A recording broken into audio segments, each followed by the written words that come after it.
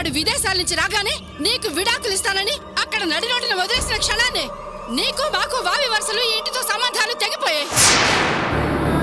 మర్యాదగా బయటకెళ్ళు. అత్తయ్య, నేను ఇప్పుడు ఎక్కడికి వెళ్ళాలి? నువ్వు ఎక్కడికి వెళ్తావన్నది మాకు అనవసరం. నీలాంటి దౌర్భాగ్యపు దానికి మా ఇంట్లో చోట్లేదు. నా కళ్ళెదురుగా నిలబడితే నేను సహించను. మర్యాదగా బయటకు పో. విజయలక్ష్మి, వాడేదో ఆవేశంలో అన్నాడని నువ్వు తెలివితగ్గా మాట్లాడుకో. అమ్మా కావ్య, నువ్వు లోపల రామ్మా.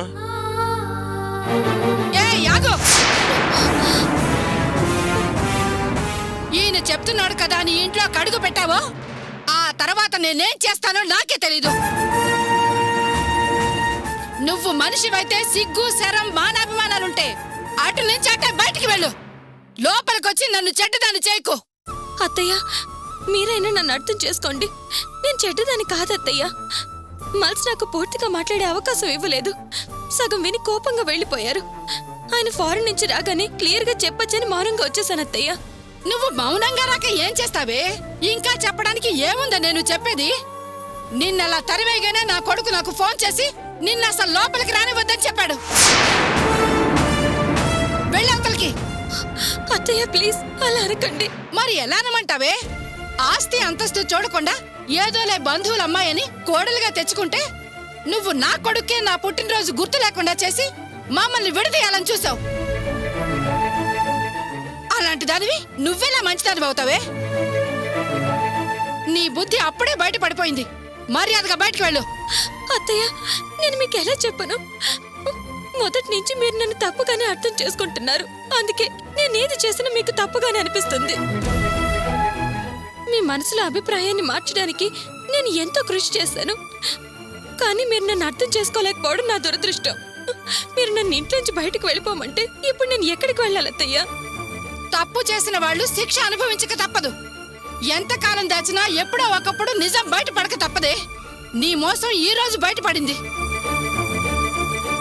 నీకెంత ధైర్యం ఉంటే వేరే మగాడితో కాలక్షేపం చేసిన నాళ్ళు చేసి నా కొడుకుని పెళ్లి చేసుకుంటావు. ఆ విషయం ఇన్నాళ్ళు దాచింది కాక ఊరెళ్లే వాడిని నడి రోడ్డు మీద నిలబెట్టి ఈ విషయం చెప్పడంలో నీ ఉద్దేశం ఏంటే? వాడేం చెయ్యళ్లే, నీ మోజులో పడి కళ్ళు మూసుకుంటాడనే కదా? అత్తయ్య, నేనెలా మీకు అర్థమయ్యేలా చెప్పాలో నాకు అర్థం కావట్లేదు. ఆయన కోపంగా ఉన్న క్షణం నేను మాట్లాడే స్థితిలో లేను. మీరిలా నన్ను రాత్రిపూట ఇంట్లోంచి బయటకు పంపిస్తే మన కుటుంబ గౌరవం ఏమవుతుందో ఆలోచించండి అత్తయ్య. ఏంటే నువ్వు కుటుంబ గౌరవం గురించి మాట్లాడుతున్నావు? అసలు నీలాంటి దాన్ని ఇంట్లో ఉంచుకుంటేనే మా కుటుంబ గౌరవం పోతుంది. ముందు బయటికి వెళ్ళు.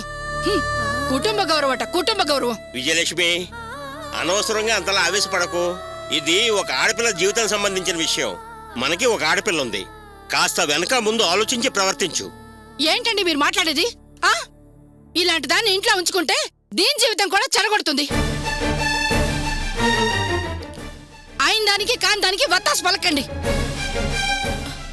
అమ్మ పాపమమ్మ, అలాంటి మాటలనకు. వదిన చాలా మంచిది. చూసారా, ఇప్పుడే ఇది దాన్ని వెనకేసుకొస్తోంది. ఇది వరుసగా అందరి మనసులో మార్చేసింది. ఇంకా ఇది ఇంట్లో ఉండే పని లేదు.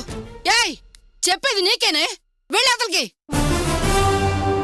చూడు విజయలక్ష్మి, నువ్వు ఆల్రెడీ కావ్య మీద అత్తగారి పెత్తనం చెలాయిస్తున్నావు. ఇప్పుడు సమయం దొరికింది కదా అని పగ తీర్చుకునే ప్రయత్నం చేయకు. నువ్వు చేసే పనిలో కావ్య జీవితమే కాదు, మన అబ్బాయి జీవితం కూడా ఇమిడి ఉంది. వాడు మళ్ళీ ఇండియా తిరిగి రాని, అప్పుడు వాడితో మాట్లాడి ఒక నిర్ణయం తీసుకుందాం. ఇప్పుడే తొందరపడి కావ్యకు అన్యాయం చేయకు. న్యాయాన్యాల గురించి నాకు బాగా తెలుసు, కానీ మీరేం చెప్పకండి. ఇలాంటి పనికి మాలిన దాన్ని మన ఇంట్లో ఉండనిస్తే అది మన కుటుంబానికే పరువు తక్కువ. ఇది ఒక్క నిమిషం కూడా ఇక్కడ ఉండడానికి వీల్లేదు. వెళ్ళి అతలికి. అత్తయ్య ప్లీజ్ నన్ను నమ్మండి. నేనే చెడ్డ పని చేయలేదు. నాకు దిలీప్ కి మధ్య ఉన్నది కేవలం ఫ్రెండ్షిప్ మాత్రమే. కావాలంటే అతన్ని పిలిపించి మీ ముందు నిలబెడతాను. మీరే మాట్లాడి నిజం తెలుసుకోండి. ఓహో, ఇంత జరిగా కూడా వాడిని మా ముందు నిలబెడుతున్నావంటే వాడితో పరిచయం అంత ఘాటుగా ఉందన్నమాట. అదేంటత్తయ్య, ఏ మాట అన్నా అలా తప్పుడు అర్థం తీస్తారు? నేను తప్పుడు అర్థం తీయడం కాదే, తప్పుడుదానా. నాకంతా అర్థమైందే. నువ్వు తప్పుడు దానివి. నీ గుట్టు మా చేతికి చిక్కేసరికి ఉక్కిరి బిక్కిరి అవుతున్నావు. చూడవే, ఇంకా నీకు మాతో ఎలాంటి సంబంధం లేదు. మర్యాదగా వెళ్ళు. అత్తయ్య ప్లీజ్ అలా అనకండి. అత్తయ్య వెళ్ళవే, బయటికి వెళ్ళు. అత్తయ్య, నేను చెప్పేది వినండి. అత్తయ్య అత్తయ్య తలుపు తీయండి. విజయలక్ష్మి, పాపం ఆడపిల్లని చూడకుండా అలా బయటికి వెళ్ళేయడం తప్పే. నా మాట విని కావ్యం లోపలికి పిలువు. నాకు తెలుసు గాని మీరు ఇంకేం మాట్లాడకుండా మీ పని చూసుకోండి. అమ్మా నువ్వు చేసింది కరెక్ట్ కాదమ్మా. రే పోవే, నువ్వు నాకు చెప్పేంత దానివా? వెళ్ళా.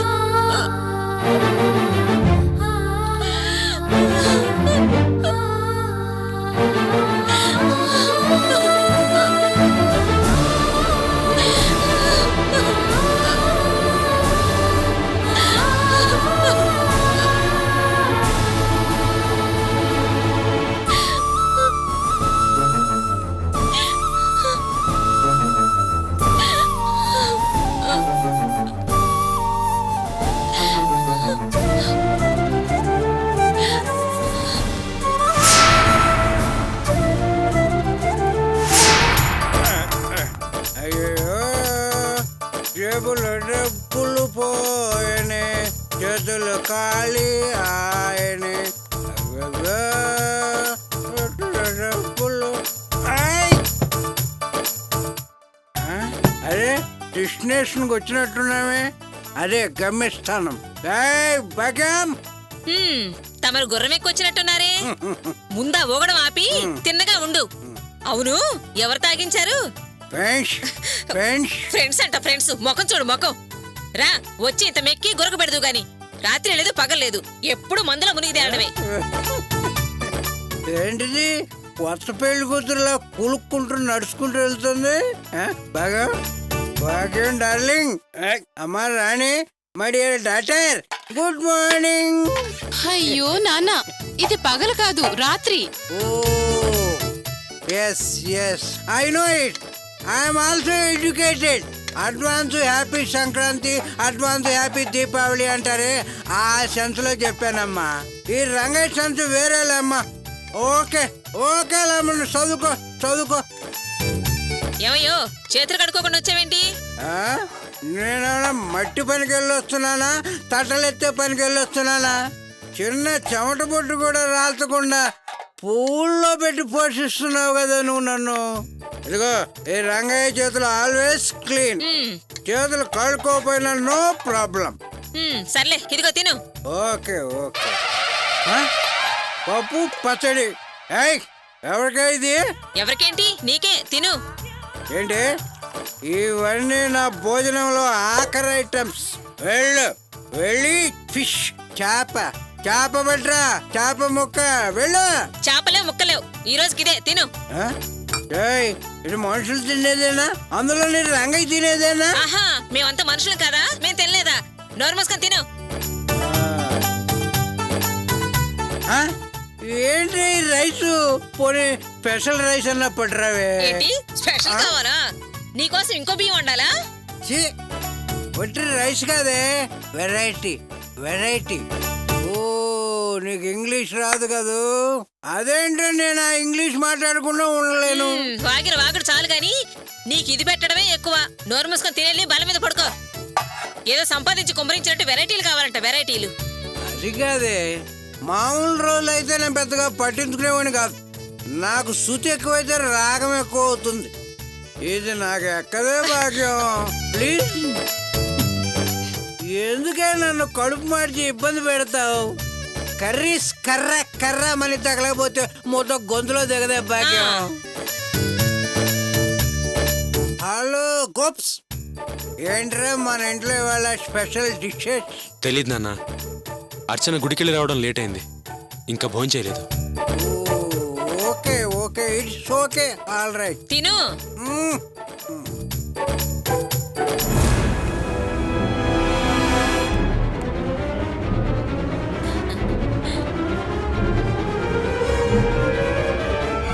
ఏమ్మా అర్చన, ఇంత లేట్ అయిందే?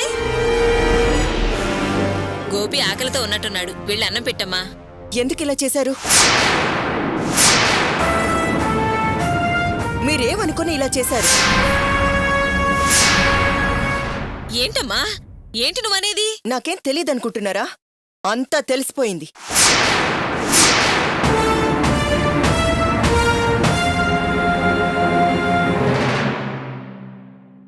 అర్చన, ఏమైంది నీకు? ఎందుకలా వచ్చిరాగానే అమ్మతో గొడవ పడుతున్నావు? మీరు ఊరుకోండి, మీకేం తెలీదు. ఇన్నాళ్ళు ఏమీ జరగనట్టు నటిస్తున్నారు. ఏంటో మరువనేది? నేను నటిస్తున్నానా? మేము ఇంట్లో ఉండేవాళ్ళం గనక మీరు ఏం చెప్పినా నమ్మేస్తాం అనుకుంటున్నారా? లేక తెలిసినా నన్ను ఏమీ అడగర్లే అనుకుంటున్నారా? నేను వాసుతో మాట్లాడొచ్చిన విషయం దీనికి తెలిసిపోయిందా? అయినా అప్పుడే దీనికెలా తెలిసింది? ఏంటి, దీనికప్పుడే నిజం ఎలా తెలిసిపోయిందని ఆలోచిస్తున్నారా? భాగ్యం, వాళ్ళకి అంత కోపం చెప్పాను, నువ్వేం చేసావే? అందరూ నువ్వు మారిపోయావని అన్నా నాకెందుకో డౌట్ గానే ఉందే. నువ్వు మారలేదు అన్నమాట. ఏం చేసావు చెప్పా? మామయ్య అడుగుతున్నారు కదా, ఏం చేశారో చెప్పండి.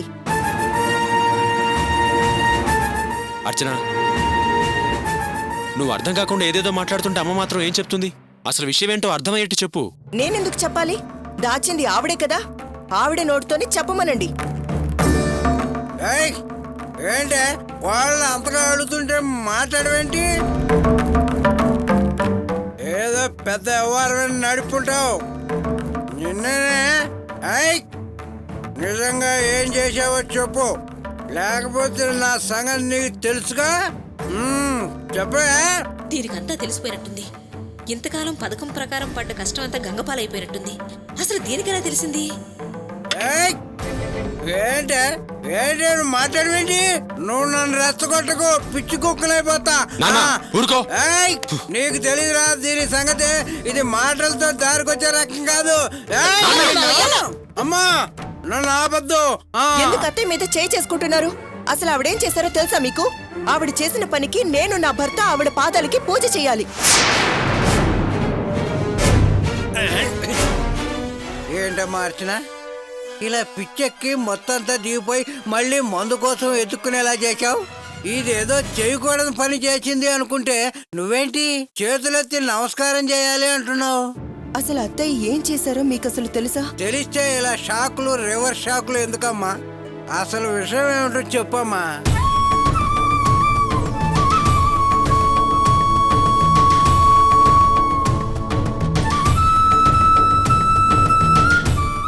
ఏంటమ్మా ఏదో పాస్బుక్ లా ఉంది? ఇదేనా నీ పేర బ్యాంకులో డబ్బు కట్టిందా ఇది? ఇంకెప్పుడు అత్తయ్యని ఎవరూ తప్పు పట్టలేనంత మంచి పని చేశారు.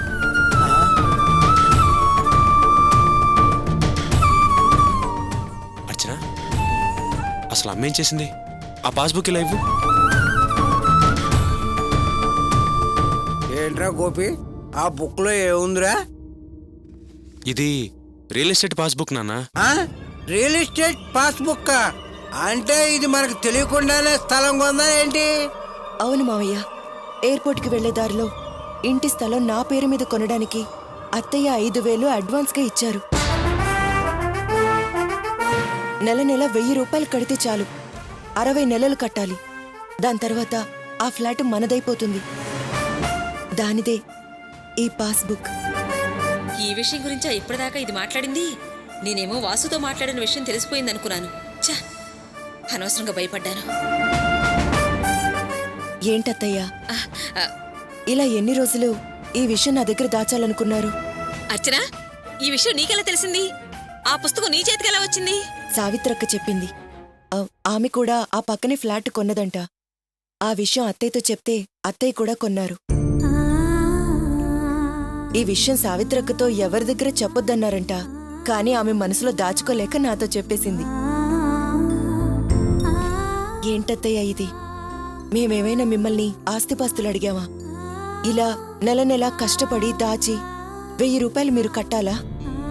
ఎందుకత్తయ్యా ఇంకా ఇంకా మేము మీకు రుణపడేలా చేస్తున్నారు?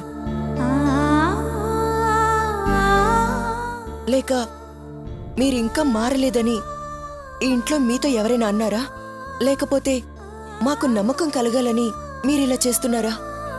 చచ్చా, అదేం కాదమ్మా.